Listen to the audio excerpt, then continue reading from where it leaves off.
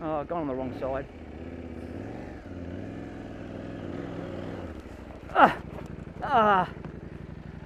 Dear, oh dear.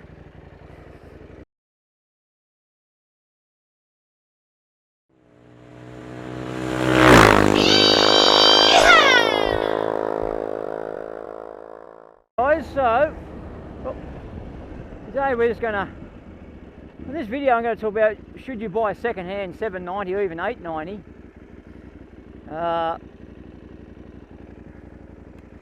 And I'm going to have a quick look over my bikes and you see what I've actually bought for my money, which is Australian dollars.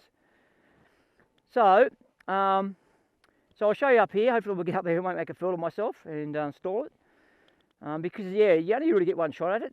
And we all know the camera will flatten it out and it looks so easy. It's a hot day today, Sunday afternoon. Hopefully I dodged all the people, so to speak. They're on their way home. It's 32 degrees or 30 degrees here. Okay, I'll go up in second. That's second gear.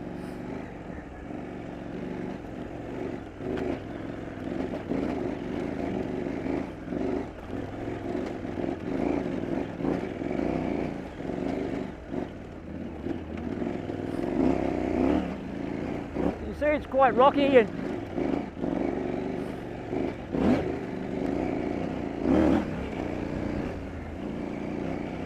the big girl does it reasonably easy.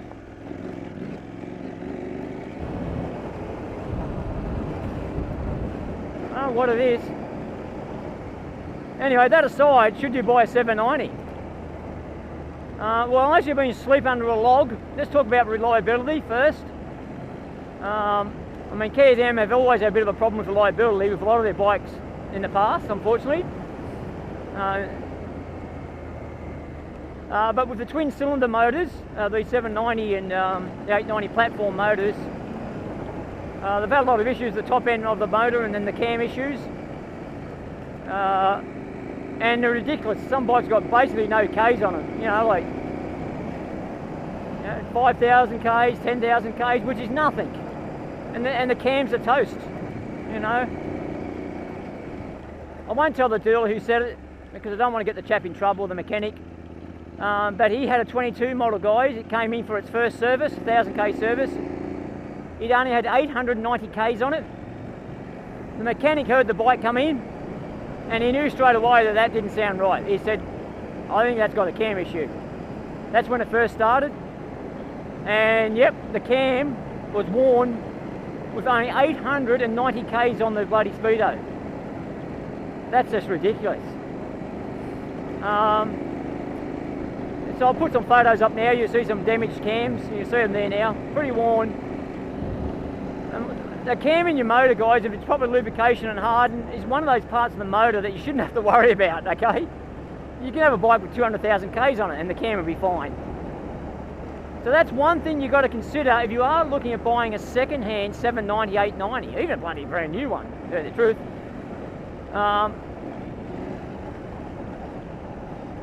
Now, okay, so you're probably thinking, well, hello, dickhead, why did you buy one? Well,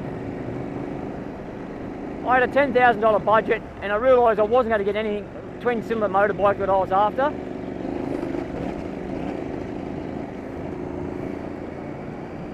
So here in Australia, the bikes and their pricing, second-hand bikes, 790s for an example, I have to say they really haven't dropped in price. But what I have noticed is that they are not selling. Right, they are taking a long time to sell. If they are, and who knows what they actually are selling for. So the cheapest one I could find, and today's date is the 16th, I think. What is it? 16th of November. The cheapest one I could find on Facebook was $12,500 Australian dollars for a 2020 790 with 18,800 Ks. Excuse me. Other than that, most of them are around about the 13 to 14 and a half and upwards.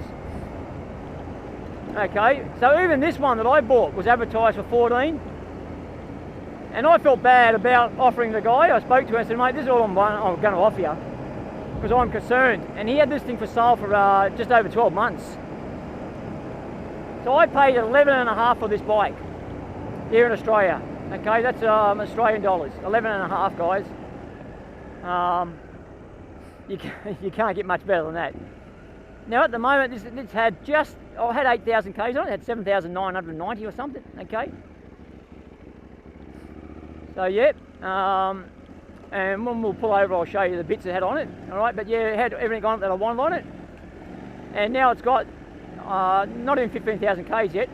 I had a first service done a bit early because I was going to do a trip, which never happened. So the only real problem I've had with it is the radiator failing on it. No reason at all, it just started leaking. I sent that away to a radiator chap, and $190 later, that's including postage. It's been fixed, and today's the first ride after I put it all back together.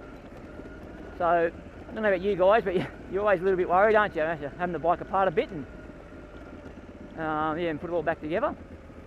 Yeah, guys, so reliability is one of your main ticks, which I think is everyone, isn't it? Maybe you shouldn't look at a KTM. I'm sorry, but maybe you should not look at a KTM in the first place. Because there's other problems they've had as well, which I'll try to talk about. I'll just have a bit of a think about what I'm doing here, because the camera's not pointing this up, but this is fucking technical as, and very rocky. You can see there, can you see it, how bad that is? Okay, what have we got down here now? Oh, fuck me, look at that. Can you see that? Partly drunk. Oh, what am I doing down there on a 200 kilo bike? Well, I hope there's no trees down, because I don't know how I'll get up that.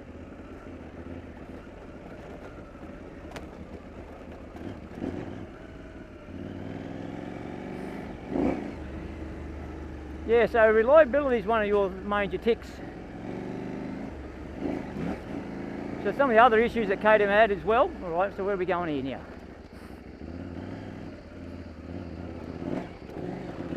How about that? Straight over. Chris Birch, eat your bloody, what is it? I don't know, what is it? What's the saying? Eat your heart out? Woohoo! Because they've had problems with the front discs, so rear and front brake discs. So the rotors basically start to rattle. My 890 had it. The rear was absolutely just about, it would have been replaced at some stage, because that's how bad it was. You never know how deep these are, do you? Alright, better stop there, because that fucking tree absolutely ripped at that camera. Alright, hopefully you can hear me.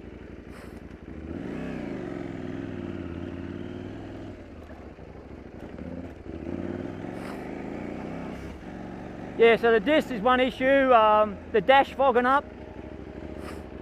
Yeah, the dash fogging up, that's another issue. Some electronics playing up on them, the brake caliper itself, braking from the caliper, from the bracket itself.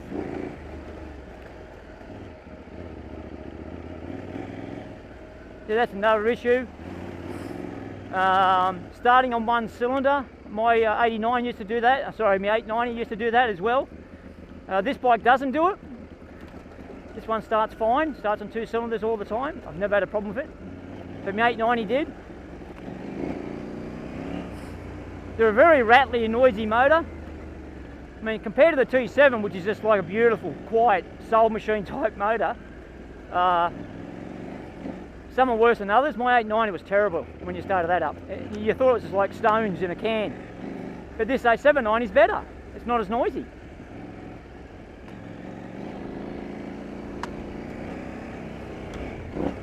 I really think they need more maintenance, more love than like a Japanese bike. So if you're not one of these blokes who really look after your bikes and, you know, check things over, nuts and bolts being loose and, you know, that type of stuff, well, maybe the 790, 890 is not for you.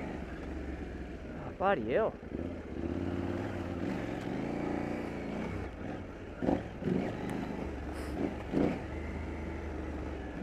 Yeah, so maybe that's not for you either, guys, if you know, that type of stuff, because you really got to keep on top of them. Just check the nuts and bolts and that type of stuff. I've got my nuts and the bolts and that marked, so I actually mark mine with a pen marker, so I can actually look at them, just look at them, know they've got loose. The 790 had a little problem with the clutch. It is an oil bath clutch,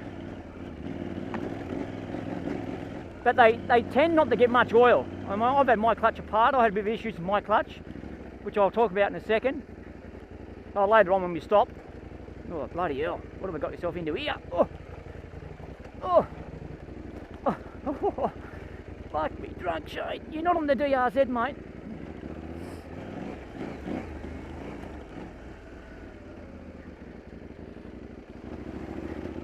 Yeah, I'll talk about the... Well, my Ferno fans are working, that's good, so I'll put them back together, right?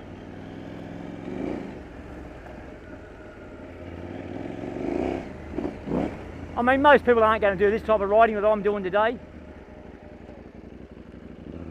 which is basically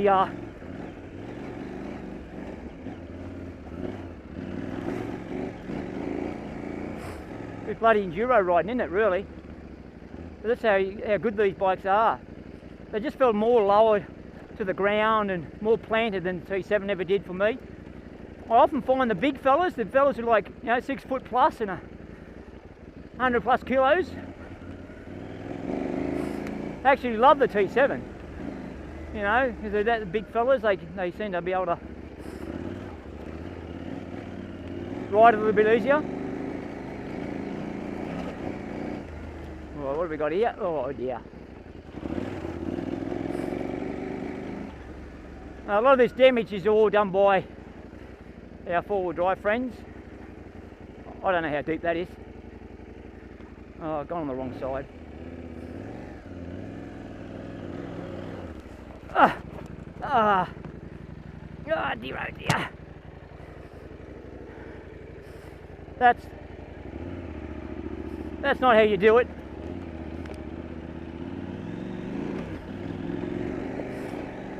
So the front, you probably didn't see that, or you saw me slide off the end there, but the front tyre slipped out on the bank and I'm not going to keep this bike from falling. Then my foot slipped and then it was all over.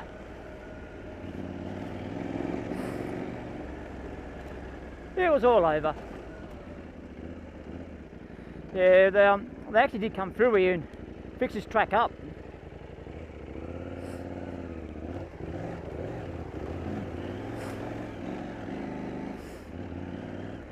That the four-wheel drives have come through and you know, they just keep going through the same puddle. When you've got lots of them and 2.5 tonne plus going through the same hole, well, after a while that hole gets bigger. Just saying.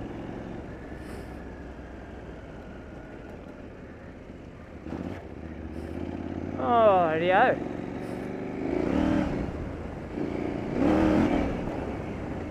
Yeah, so they have had their niggles and problems, so do your own research, guys, on the issues that the KTM have had and the 790, 890 platform. But there's some that had no issues.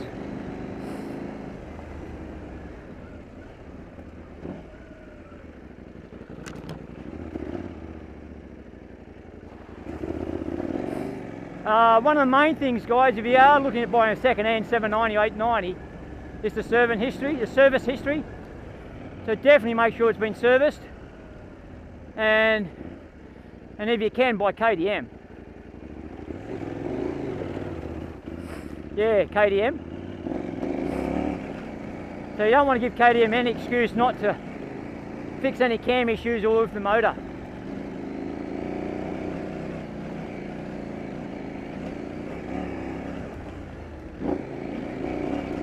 Now KTM have come out and said now that the 19 and 20 model twin cylinders,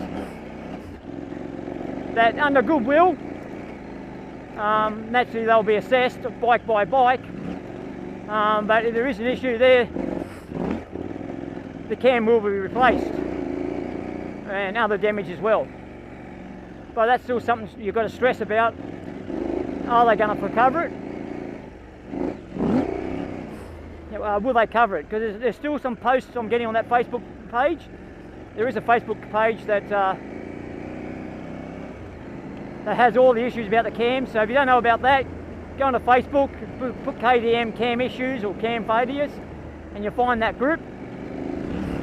And you'll see all the issues about the cams and all sorts of stuff. So this is another one of my loops, but again, it's getting that bad.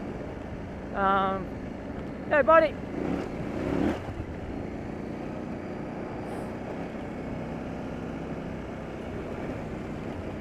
I come through there 2 weeks ago and that guy was there. He must be bloody, he's camping there full time.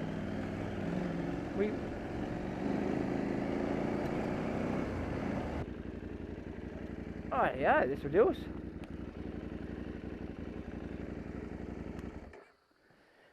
After riding the DRZ for a while, because like I said, this has been out of action for what, 3 weeks? Oh, she's sinking. She's sinking. What happens? 200 kilos. How's that? There we go. Right, I forgot to bring my little handheld camera. So I'll try not to move my head around too much. I know that people, one or two people complained that I was moving my head around too much for them. And I didn't like that. Couldn't watch it, they said. Moving my head around too much. So I'll move it nice and slow. Okay. So I'm sorry you got the side of my head. Yeah, my nose, my face. Sorry about that, but I can't do anything about it. Alright guys. So this is what I got for 11,500. Yes, it's dirty because I'm riding out in the mud. Look at it. Yeah, we had a lot of rain the other day as well. Not last night, not before. I'm supposed to have another storm coming through. You can see all these puddles here. See this? It's all a bit mixed up. So I'm not saying how long ago, but someone's been through here. 4-wheel drive definitely. Look at the size of that wheel there. Look at the size of that bastard. So yeah, 4-wheel drivers have been through there. Don't want to hit them. So this is what I got for 11.5 grand. I'm sorry I'm not presenting it nice and clean. What that is there, guys, I use that to my battery. So that's my little outlet that I use. So I can plug my compressor to that if I get a flat tyre. And I did have this, as I said, I had the bike apart. So I didn't actually put that cable properly in where I normally have it. Okay. So yeah, that's what I put on that there. I have that there. So yeah, if I get a flat tyre, my little compressor just plugs that up. I also got like little mini jumper leads. So if I do find someone that's broken down or needs a jump start, most likely me, I can connect it to another bike, another battery, if I've got access to their battery, little clamps, and yeah, jump it that way. So I've got that there. As you can see, hopefully the camera can pick it up. So the little I got there, little texture marks there. I got them on all my nuts and bolts, just so I can have a quick reference to see if anything's coming loose. Okay, so that's what I did. So for 11.5 grand, guys, yeah, this had 7,980 Ks on it. So yeah, 2019 model. All right, so one of the first ones that came out. You know, like there was a lot of good ones of these, but there were also a lot of bad ones. What I mean by bad, with a lot of problems with them as well. Okay. Yeah, so 7,980, I think it was. It had the rally pack on it, or the rally pack. I say I wouldn't have bought it otherwise, because there's no way I'm spending another $1,000 to KTM to turn off a bloody switch, basically turn on a switch. So it's got your tech pack on it, you know, so all your settings, your cruise control. It's got heated grips, but for whatever reason, the right one's not working. I've done a test on it. There's no power going to it. It's definitely the grip from that end is faulty. It does have a mark here, guys, on here. I don't think it's been crashed there. It doesn't make sense to me. I think it's been on the back of a trailer. To me, it looks like another handlebars have been rubbing against it. It's got scratches on it here, so yeah, definitely it's been dropped, but I don't care. It doesn't worry me. And yes, I know I got that from the weird front end. Yes, I have looked for alignment, you know, making sure the frame's not bent or the headstock's not bent. So I've checked that. Everything looks good, guys. So it's not like the wheels are out of alignment, anything like that. So yeah, that's not a problem with the bike. One also I checked on it, guys, as well, the disc. So this is what I mean by the rattles in the disc. My 890, guys, it only had just over 8,000 Ks when I sold it. The rear disc would have needed replacing. It was that bad. Like, this is what I mean by this movement. See that? That's not too bad. Okay, my 890 was, mate, it was like flopping around like a dead fish. You should have seen it. I mean, dead fish don't flop, do they? I suppose. Well, a fish you just got out of the bloody ocean. Look at that. So that's a little bit of a rattle there. They had no rattle in it whatsoever when I first looked at the bike, which tells me they weren't really. See a bit of movement there. It tells me they weren't really someone who flogged their bikes too much, not like a maniac like me. Okay, so that can be a problem. The bracket here for the rear brake, they have been known to break. Okay, so that's another issue with them as well. Okay, so like I said before, the dash fogging up. This fogs up. It fogged up on my last ride when it was a little bit of a cold morning. the heat inside there, so I had a bit of mist in there. That doesn't worry me, it dries out as long as it keeps working. Okay. Yeah, they've had problems with the dust getting in the air box itself past the filter, so the other side of it. Apparently they're getting inside the boot here, this side here. That's been a bit of a problem. I know that they have got, the KTM mechanics themselves have got a notice by KTM saying that when they actually do take the motor apart and checking the valves and that sort of stuff, is that they, well, what I told, I've seen the notice there, that they are to reseal these at the front here to stop any dust. Okay, because that was a known issue as well.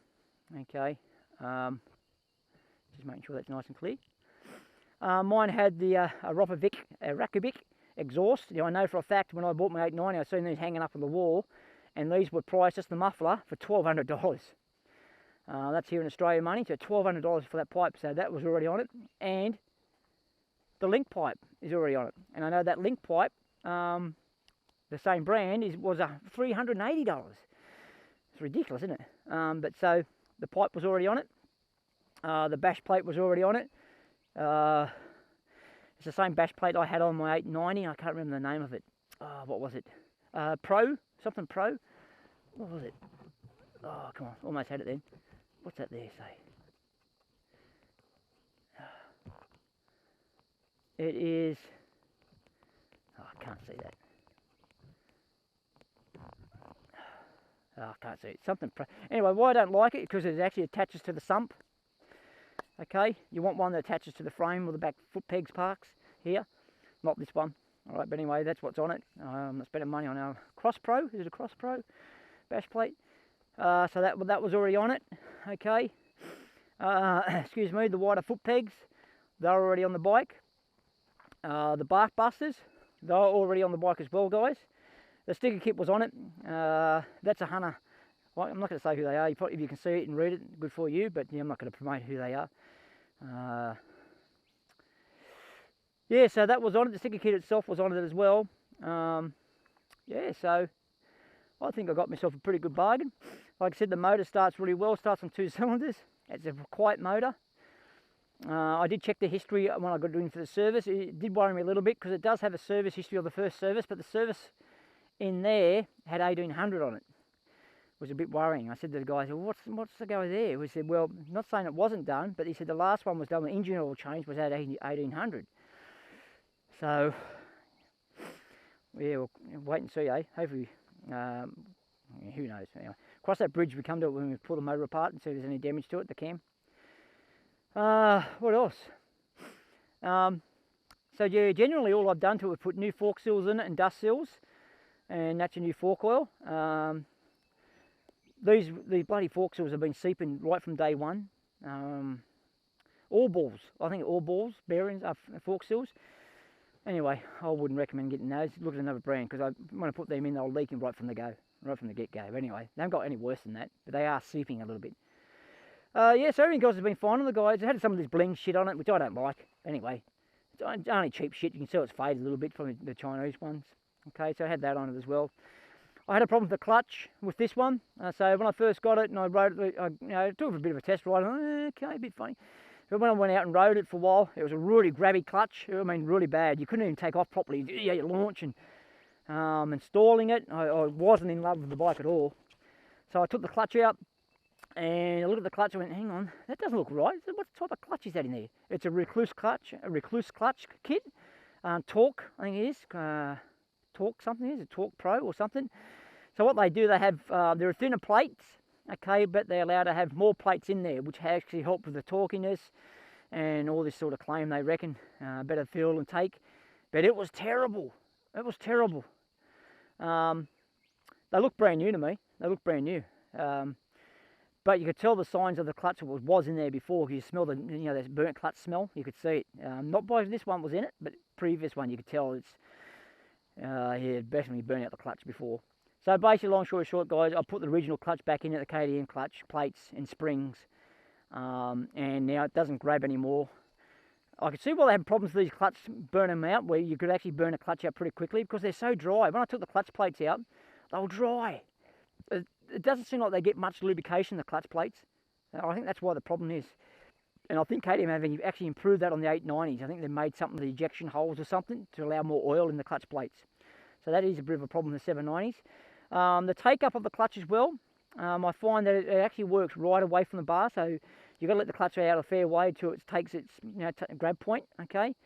Which is a bit weird, mate. 90 wasn't like that. It was more normal, like, halfway out from the handlebars. Well, this one's nearly all the way out. It's got brand new clutch plates and springs. So, I don't know. But anyway, it's still fine to ride. It doesn't, like I said, it doesn't grab anymore, and it's all good. So what else did I do to it? So clutch plates, I put the 46 rear tooth on it. I rode it for a little while. Like I said, I probably put about 10,000 k's on it before I decided to keep the bike. And I got that rear rim, a 2.5 inch rear rim. And when I get a bit of money and that sort of stuff, I'll put the 1.85 inch rim on the front as well. I'll get that done as well. What else I did? So as you can see, I haven't really spent much. The rim, I got that wheel for $900, so I was happy with that. I always take those off and sell them later on, so you get a lot of your money back anyway. So the only other thing I did to it, because there's one thing that annoyed me about the bike, I didn't want the side profile of the bike. The front profile of it I didn't really like at all. I still don't like the headlight. I mean, they're terrible. Okay, and to me it does matter how a bike looks. I mean, you buy a bike to enjoy, and you want the bike, you like to look at it and all that type of stuff. Well, I'm like that as well. So the only thing I did do is bought the, you're probably picking it up, is this sort of fairing, the side fairing. So it fills in the side part. Now look at that. It looks absolutely fantastic, doesn't it? I reckon it does.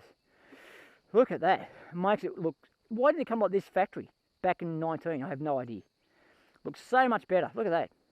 Look at that. Nice. Even the front view, the headlight there now, there it looks normal, how it should be. These 790s and 890s, if you've got one now, you know what I mean. They like eating trees, the fairing. So that looks so much better. Look at that. I'm so happy with that. And that's what it looks like from behind. Okay. Beautiful. Rally X sells these. Not this one, but they sell theirs. And in Australia, you're looking at about, postage included, about $560. I know, I hope you're sitting down for these fairings. Are they kidding? For side fairings like this?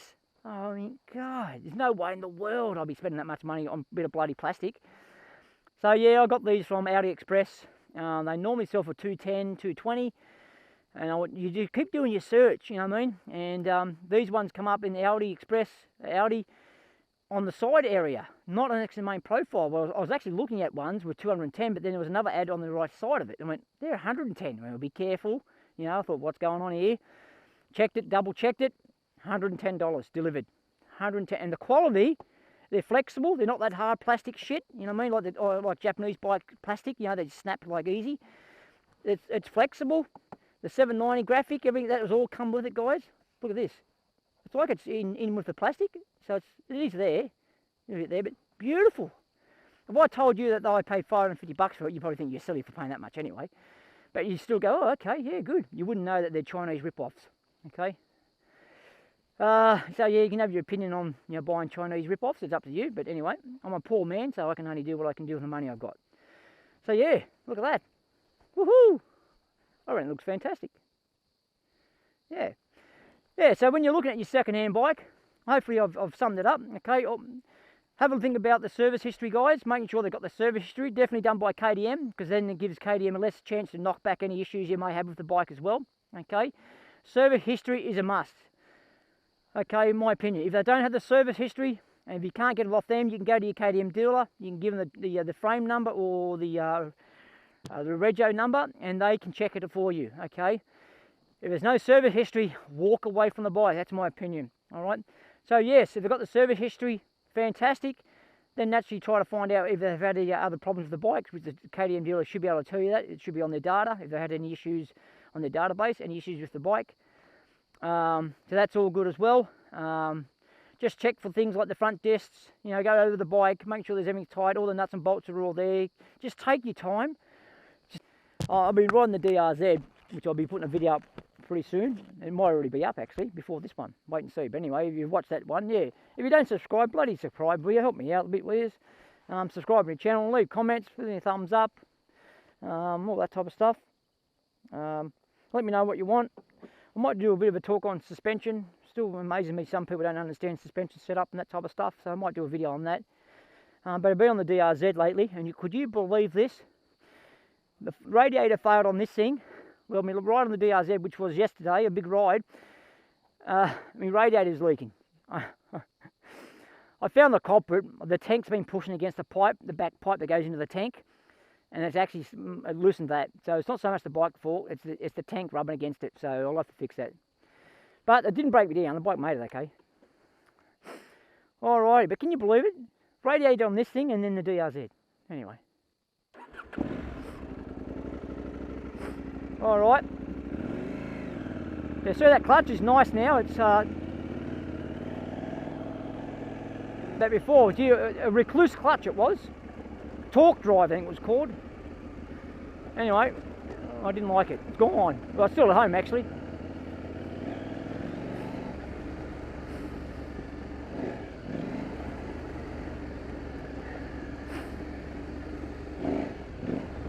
Yeah, so getting off I've been on the DR probably for a couple of weeks, so I've been riding that more.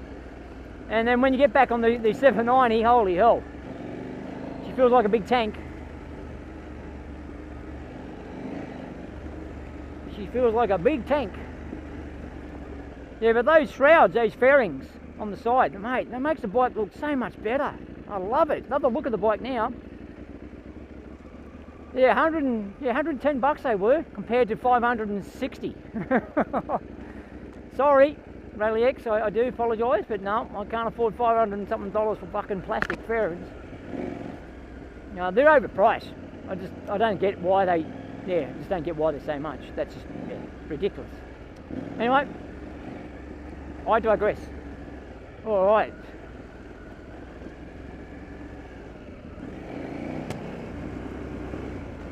Rightio. We are taking our time, we are by ourselves. Yesterday I was with 9 other guys. Really good day yesterday, so watch that video coming up. That'll be coming up. If it's not up already, you would have watched it. If you haven't watched it, go back and watch that one. I'm not sure what I'm going to call it. I think I'm going to call it Facebook Ride. Yeah, Facebook Ride. We'll call it that. So if it's not up yet, look out for that one, Facebook Ride on the DRZ, and I got some really good footage of other guys riding, so I was annoying them, sitting right up their ass. So yeah, if it's up, go and watch it.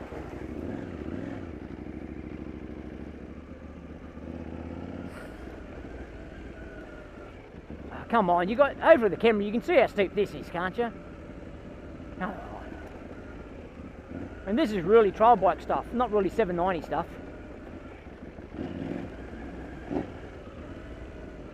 Look how slippery it is. Woohoo! Whoop! Brake, brake, brake.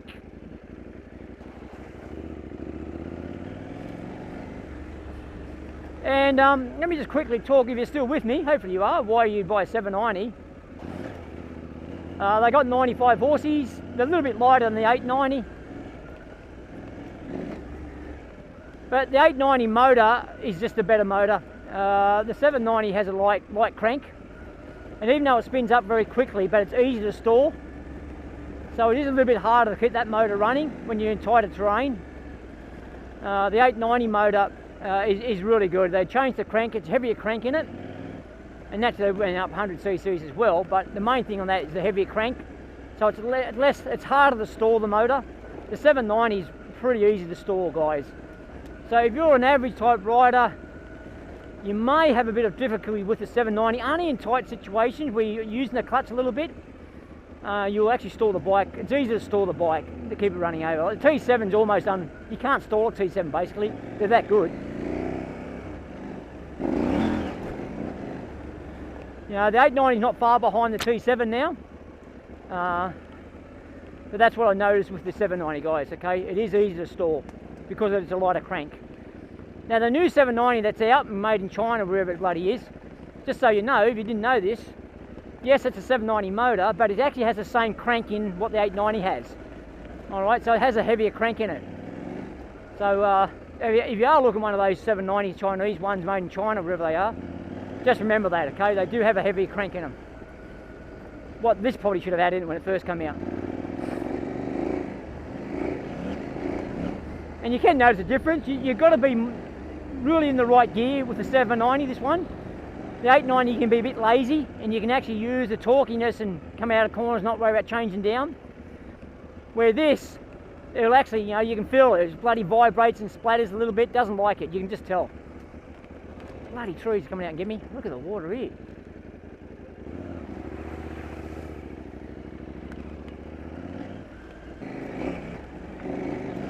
That's where you notice the big bikes. When you do stall them like that on an angle, they're hard to keep upright. The weight just takes over, and you drop the bike. Especially if you're short, you can't keep it, you know, upright. Get your foot down. It's right, if you're 6 foot, you can.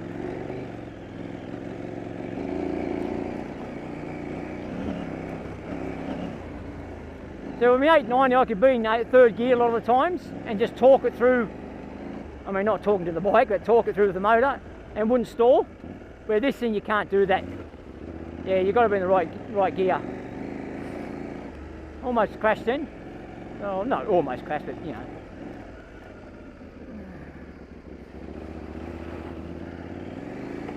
Oh, fuck me drunk. That's how, did you hear that? That's how slippery that was. I didn't even accelerate and just spun up. Woohoo!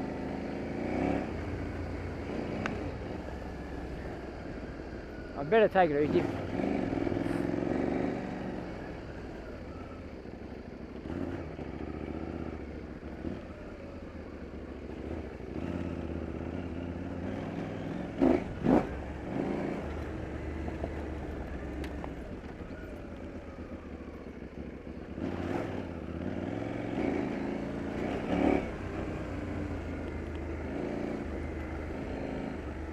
Probably really shouldn't be down here by myself, if I'm honest with you. But you would have seen that little fall over I had back there. When they go over, it's hard to keep them upright. Bloody hell. Yeah, looks like 4 drives have been through here today. You can see how they've, I can see their tracks.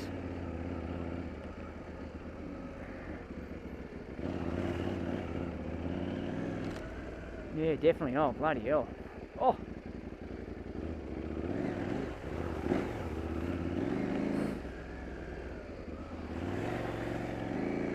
Did you hear that? It's just spinning. I'm not even accelerating. It's just...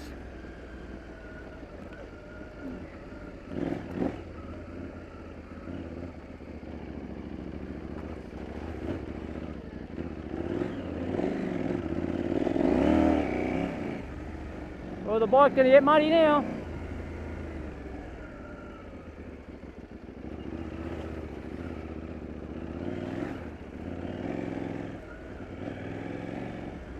Just looking at these puddles and that, it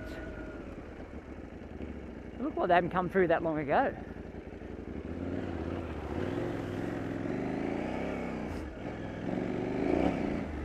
What worries me when you go through some of them, you don't know what's there. If there's a bit of a little stick or something or branch on an angle when you hit it, you got no chance. Over you go.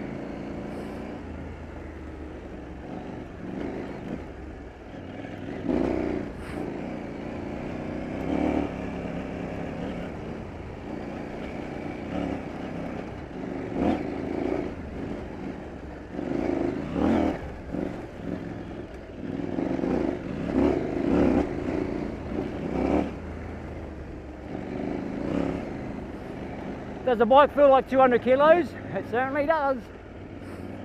It doesn't feel a lightweight bike. Ah, right here. Bloody hell, that was deep.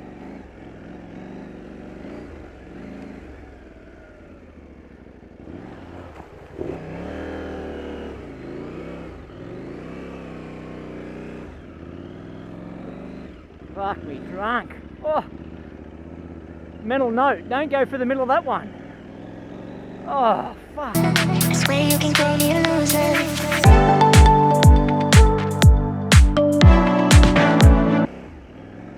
That's 4-wheel drives, guys. Nothing more than 4-wheel drives coming through here. Oh. Look at that. Well, I can't even get out of this fucking thing. Look at this.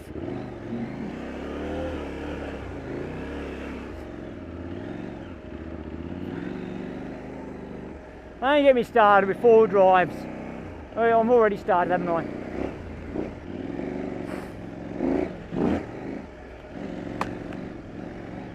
Yeah, 4 drives, guys. They just when it gets wet in these areas they go through, it just rips them apart.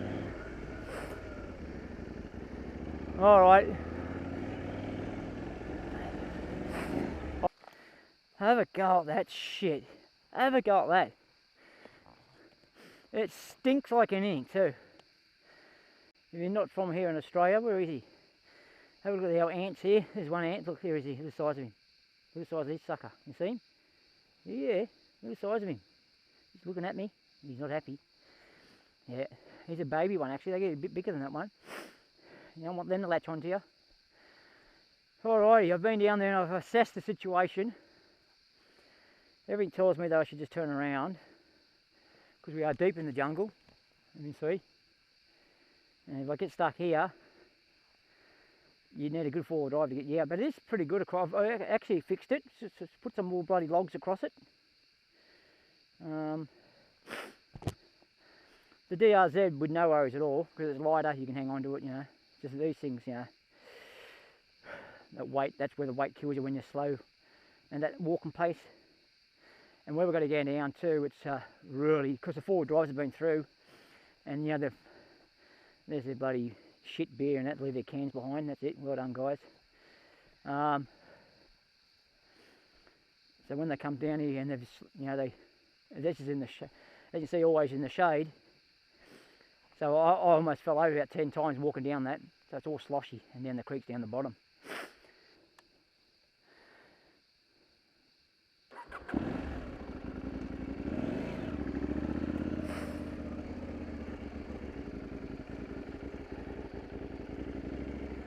Alrighty.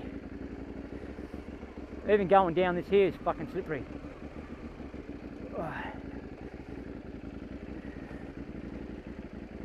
Rightio. We're just sliding at the moment. Yep, there we go. Very good.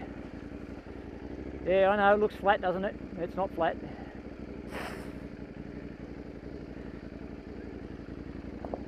Right, we're into it now. Oh dear.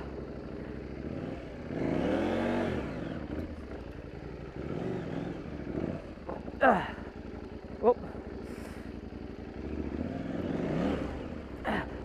We didn't want to stop there.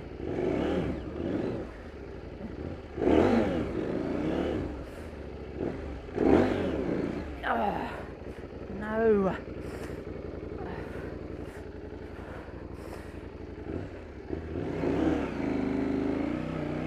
Oh, fuck me. Could you kid that? Look at that.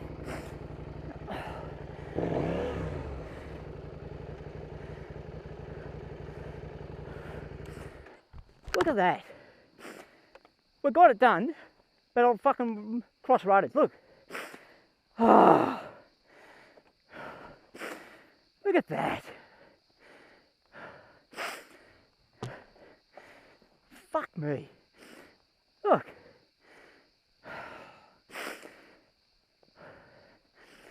Fuck.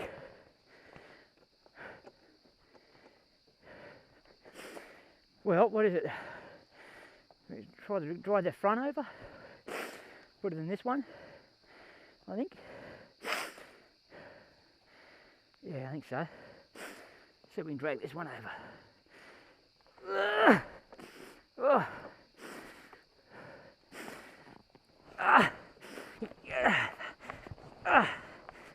Get over, you big pig of a fucking thing. Get over.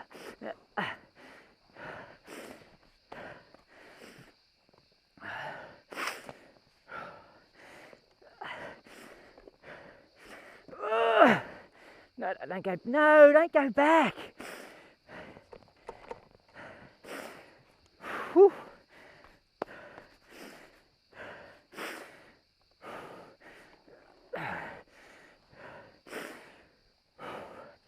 Going gear.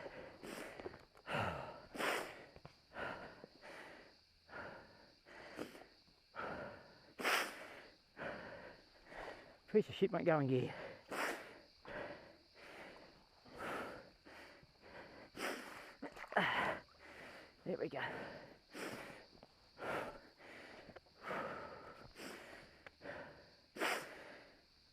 This is the one I want to go up. We had it otherwise, but it didn't fucking cross rut. Fucking thing. Have a go at having that picture. Picking that up now.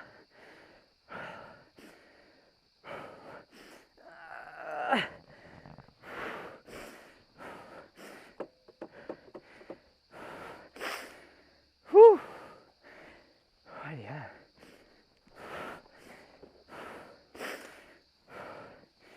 If this can walk out of here, it'd be a miracle. Oh yeah.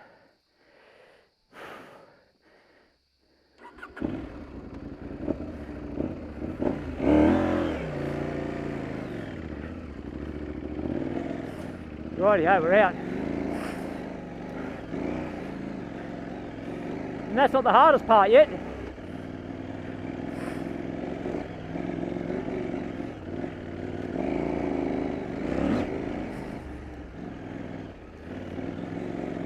There we had it. Then you see the back wheel just, it wanted to go where it wanted to go. Fucking thing.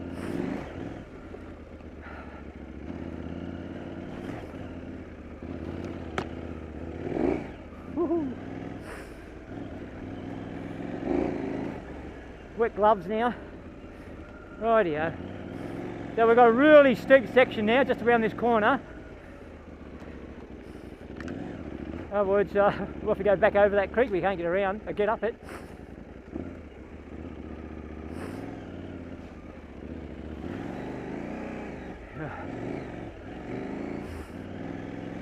I am running 31 in the front and 28 in the back. Tyre pressure, that is.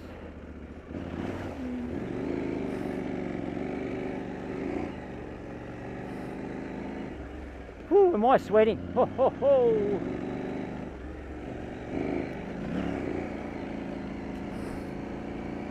So all my, I do a bit of strength training too now at my age, so I do a little bit of weight training just for strength, and definitely that helped then.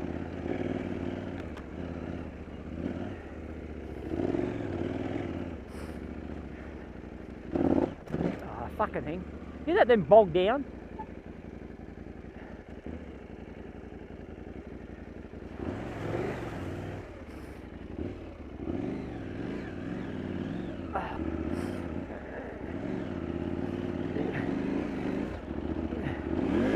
You.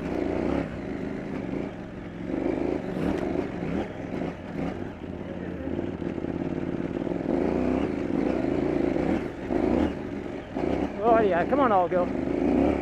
I didn't want to give it too much acceleration there, it just would have broke free. That's why I almost stopped there.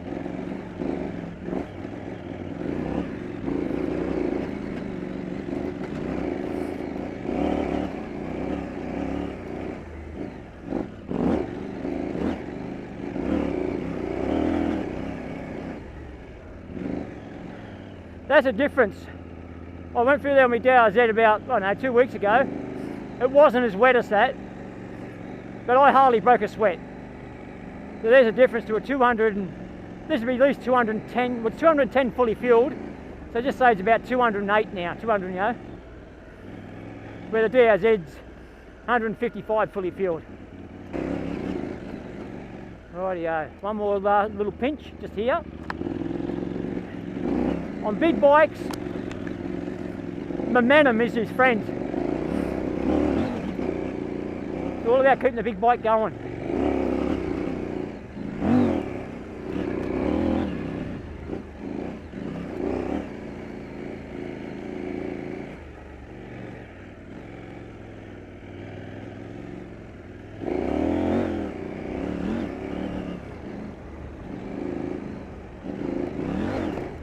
Fucking hell.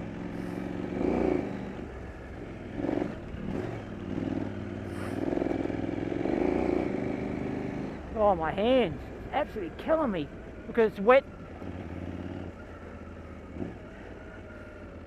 Alrighty, we're out. I think she's blocked off, mate.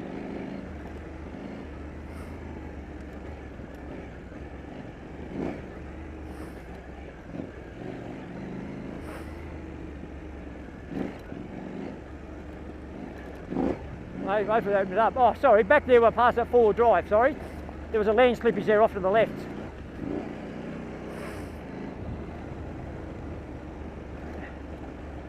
So that old mate there might get himself in a bit of trouble, I think, because like I said, there was all complete barriers across it, the concrete barriers. Unless someone's cleared it again, and he knows more than me. Yeah, so down here, and definitely the residents have done stuff here, the plant, you can just tell.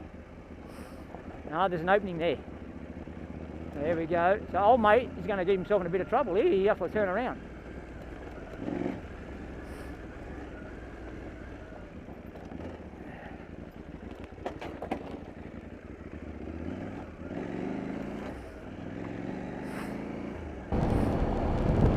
Alrighty, we got through there alright.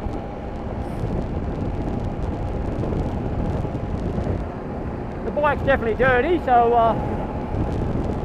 we'll be doing some cleaning tomorrow.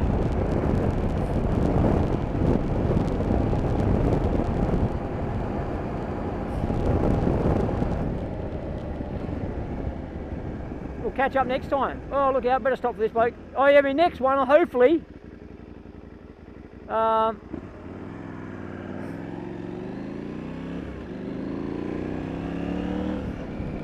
I did the review on that CF Moto 450. Well, as I speak, he's getting the suspension done on that. So when he gets that done, he's going to give me a ride on it. So I'll be doing a review on the CF Moto 450 with upgraded suspension. So hang out for that one. Alright guys, catch us later. See ya.